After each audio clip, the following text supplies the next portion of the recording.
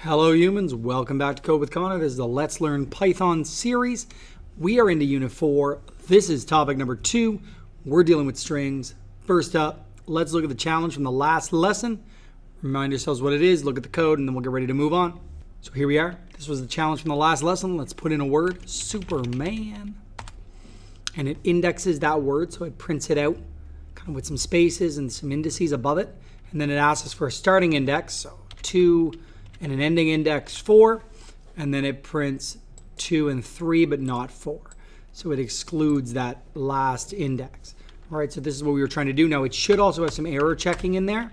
So if I tried to do, say, the starting index 5 and the ending index 2, it says no good, invalid index for the given word. So I put the word in again, and I could try some other bad things like put a negative in. Doesn't like that. Right, so, or if I go past the end of the word, so going from 4 to 10, invalid entry. So I need to have that error checking in there.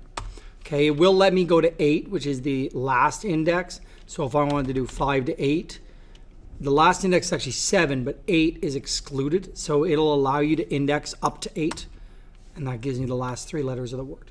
So let's have a look at the code so we can see how that functions. So here we are in the code. We're going to look at a couple of functions. I have a print sub function that's going to print the substring. So it's going to take a string, a min, and a max, and it's going to do my error checking. Big long Boolean. So I'm saying if the length is greater than 0, so if the string is positive, the min has to be greater than or equal to 0, the min has to be smaller than the max, and the max has to be smaller than or equal to the length of the word. So all of these, notice they're all chained together with ands. They all have to be true in order for it to continue. If any of them are false, it triggers the else statement, invalid index, returns false. Print the substring, and there's my substring notation, min colon max, new line character, and then return true.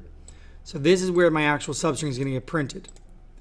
That little pretty printing of the indices, I just did a for loop up to the length of the string, and I just printed string box I, and I just printed the index I, which started 0, with a space before and after it, and a no line ending at the end.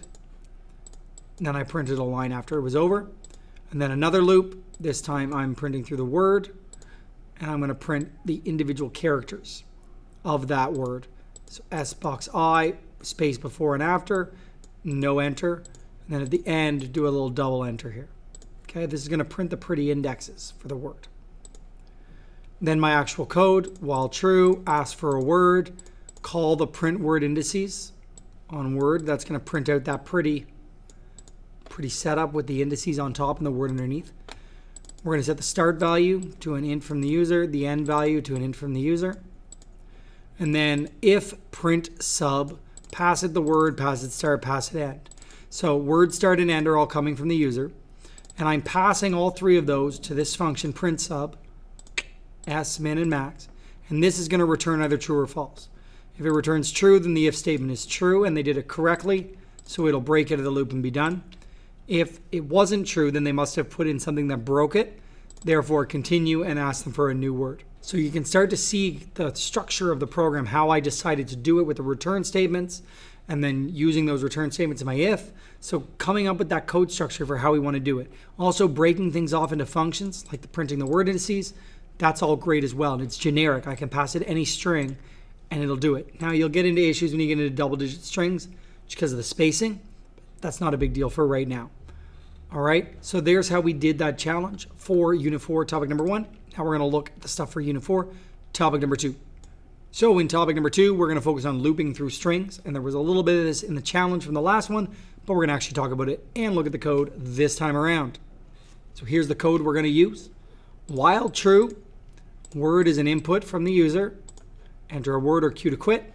If they entered Q, so if the word entered dot lower, which is just pulls it to lowercase, is equal to lowercase q, then break out of the while loop.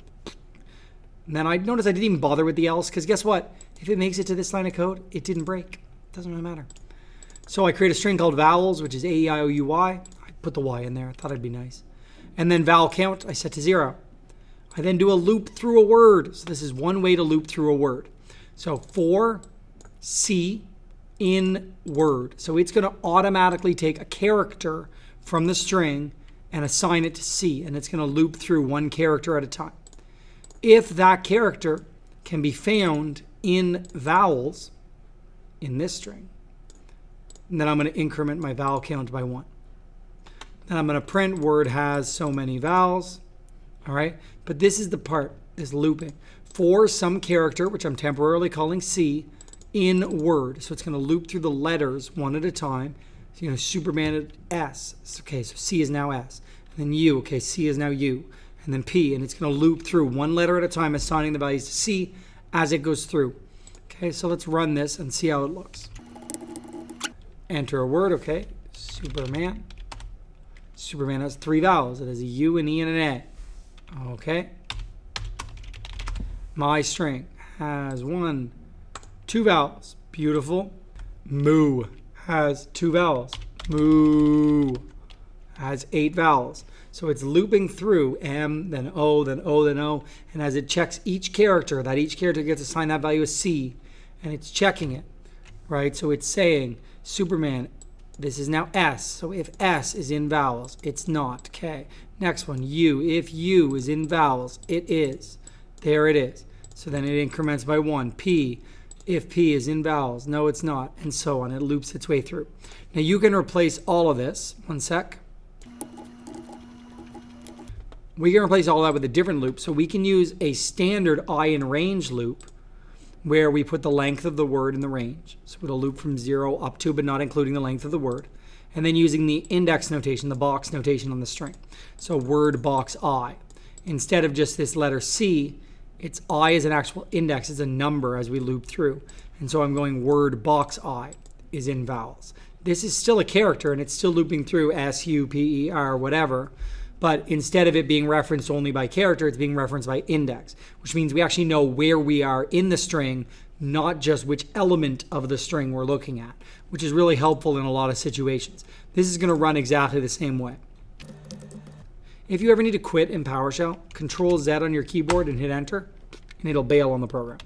So now Superman, 3 vowels, Moo, 4 vowels, Mother, 2 vowels, and you can see that it's still working exactly the same way. It's just doing it with a different kind of loop. So next up, we're going to look at the challenge for this lesson because that's all we wanted to talk about was just looping through some strings. Talk about the different ways that we can do it using the character, like a C in, or using a 4i in range to loop through a word. It's very important that we know how to do that. All right, here we are in the challenge for Unit 4, topic number 2. Enter a word to have it printed vertically, or enter Q to quit. Superman. There it is, vertically printed out. Okay, hello world, exclamation point. Hello world, printed vertically. Q, quits. Clear, run it again. Hey, Batman. All right, green lantern. This one's gonna be too big. Green lantern. Q, capital Q. Oh, it still works.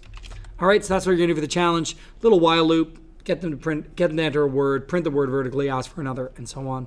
Unless they enter Q to quit, that's what we do with the challenge for Unit 4, topic number 2. We're starting to figure out this string stuff, which is going to be really important as we deal with user input later on, especially if we ever get to the point where we're getting away from the console, dealing with text fields and forms and all that kind of stuff. Gotta know how to deal with strings. All right, see me back in Unit 4, topic number 3 real soon. Thanks for coming out. Thanks for supporting Code with Connor. Really appreciate having you here. Like, share, subscribe if that's your thing, and we'll see you soon. Bye.